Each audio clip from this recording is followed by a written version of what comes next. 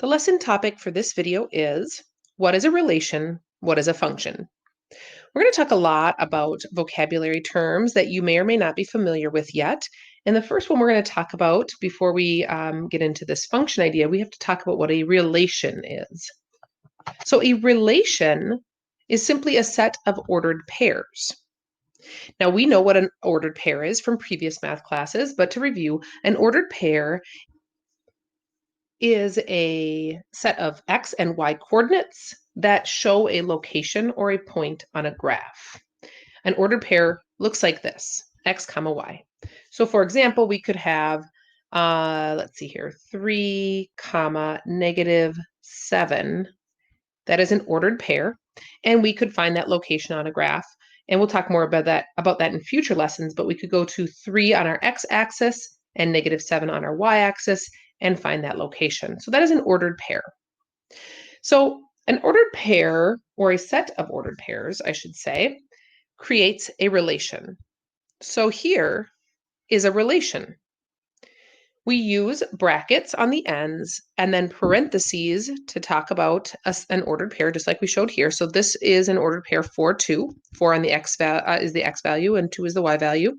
Another ordered pair, another one, and another one. So this relation is a set of 1, 2, 3, 4, 5 ordered pairs.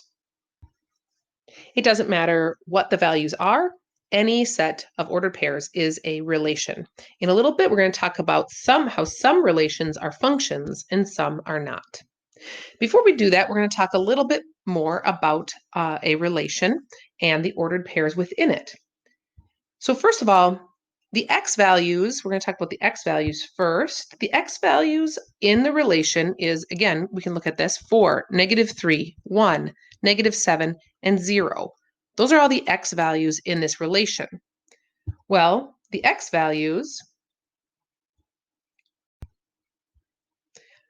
are also known as the inputs. The inputs of a relation are the x values. And if you think about evaluating that we've done recently, when we put in a value for the variable, we were inputting it into an expression and coming out with an output. So the output is, in a relation, oops, sorry about that, hold on, is the set of y values. So the outputs in this relation are 2, 0, -5, -20, and 8. Now, when we talk about all these inputs together, we call that a domain. The domain is the set of all x values. And then if we want to talk about all of the outputs, all of the y values, that is called the range. So there's a lot of new vocab, okay? A relation, a set of ordered pairs. Each of these ordered pairs includes an x value, which is the input, and all of those x values, all those inputs are the domain. And then all the points, of course, have an output as well, which is the y values, and the range is the set of all y values. Now we can represent a relation in many ways. So you'll all agree that this also looks like a relation, like we were talking about on the previous screen. We've got 4 points. For ease, I made all the values positive. And now I'm going to show how we can also see this relation as what we call a mapping. Let's write that one down. This is new. This is called a mapping of our relation. This is simply a list. This we know as a table. And of course, we can also graph a relation. So we're going to look at all of these.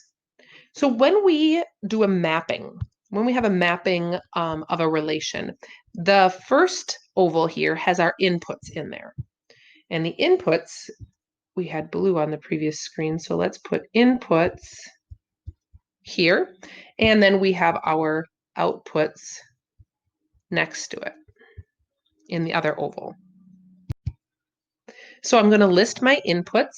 Here's my first x value over here in this list is 2. And then we have 4. And then 8. And 9. Now we're going to list our outputs. When we list our outputs, we're going to list them in numerical order from smallest to greatest in our oval. So I'm going to look here. Here's a 4, a 2, an 11, and a 1. By the way, I would have done this with my x values, but I knew they were in numerical order. I should have pointed that out. So 2, 4, 8, and 9. So they just went in order. Now when we look at our outputs, our red values here, our y values, 4, 2, 11, and 1. So we're going to put those in numerical order. So 1 comes first, then we have 2 and 4 and 11. So there's our outputs. Now a mapping shows all of our ordered pairs by using arrows that point from the input to the corresponding output. So for example, this input of 2 right here needs to go to 4 because that is the ordered pair, 2, 4. So from 2 to 4. So we're going to draw an arrow from 2 to 4. Our next point is 4, 2. So we're going to go from 4 to 2. 4 to 2 is straight across. Then we're going to go 8, 11, which goes like this. And lastly, 9, 1. That is a mapping of a relation. For the table, pretty straightforward. We're going to list our x values and their corresponding y values. We don't have to put them in any special order. We know that 2 for our x has a 4 for the y. Then we have 4, 2, 8, 11, and 9, 1. So there's our table of values. And then lastly, we can graph all of those. For time's sake in this video, I'm going to kind of go quickly here. I'm going to use this here as 10 and this as 10 up here. And we don't need to worry about our negative x and y values because all of our values are positive for this. I'm just going to plot these points really quickly. We're going to go more into plotting points later, but 2, 4 is about here. And that's this point here. And then 4, 2 is maybe right around here. 8, 11 is, whoops, not there, is about here. And then 9, 1 would be maybe about here. So don't worry too much about those plotting points. We are going to, you've done this before and we're going to talk more about it. But this would be the relation shown as a graph. Okay, so that is a relation. Now, how do we know when a relation is a function? Well, a relation is a function when each input, which again is our x values, right? Each input is assigned one and only one output value, which is our y. Okay, so if we put in, and again, in our table here, we would have our x values here, and we'd have our y values here. Our inputs would be on the left, and our outputs would be on the y on the right. So if I put in a value for x, like 5, and then I got an output of 2, that's fine. But then if I put in a 5 again for x, and I get a different output, like 0, then that's not going to be a function. It would still be a relation, because any ordered pair set is a relation, but this wouldn't be a function. Now, I'm going to explain that further, of course, and you might be wondering why I have a drive-through situation over here. And that's because a lot of times I try to explain when something's not a function based on an experience that you would understand if you're driving through a drive-through. So let's say you were going through the drive-through, and let's say the person, there's like 3 people in line. So the first person, we're going to put here the order for our x values. Our inputs is, you're going to input to the, the speaker, you're going to input what you're ordering, right? And then the output is what you get, of course, but how much it costs is what we're going to put in for our output, okay? So if we put in, let's say the person, 2 people in front of you, right? Let's say there's 2 people in front of you. The first person in line says, hey, I would like some French fries, okay? So the order is French fries. We're just going to abbreviate that. That's our input. So French fries, please. And then they say, okay, that'll be $3. Please pull forward. Your large fries are $3. And then the next person is driving through and they say, I would like a shake, please. And the people get the order.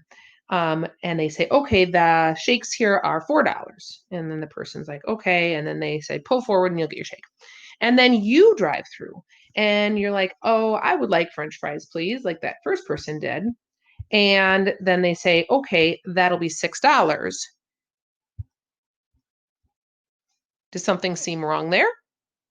Okay, we're talking about the same size. There's just one size at this place. So this is a problem, right?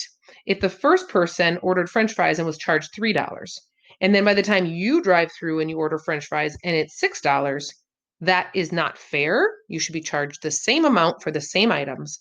And since it's not fair, it's not a function. Okay, so every value of the input needs to have one and only one value for its output. If an input gets two different y values, that is not a function. So I always say, think about driving through, you input your order, and then they output a price. And if it's not fair, if people aren't charged the same thing for the same item, then it's not a function. So let's try to determine if these different situations are functions or not, based on that information. So you have to put some real life on suspension here, because what I'm going to ask you is, if somebody ordered value meal number 2, -2, and of course there is no value meal -2 in a drive-through, but let's just pretend there is, right? So is this a function or not a function? If I order value meal -2 and I'm charged $10, and then somebody else orders value meal 0 and gets charged $6, and then somebody else orders value meal 2 and is charged $10. Is that fair? So a lot of times people think, oh, nope, same Y value, that's not okay, because we talked about like the same thing on the previous screen not being okay.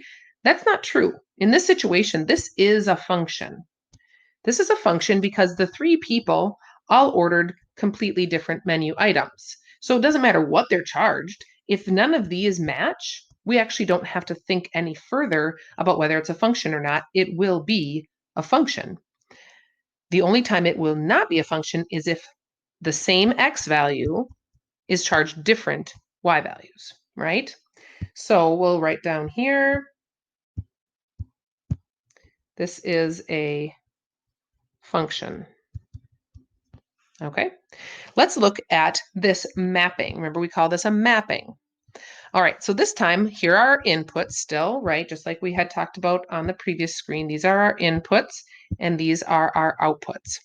So is this a function or not a function? If somebody inputs order number 1, like value meal number 1, and the first person's charged $4, and then somebody else is charged $2, is that okay? No, it is not, right? So not a function. The same x value was given two different outputs or y values. The same input has two different outputs. Not okay. All right, how about the graph?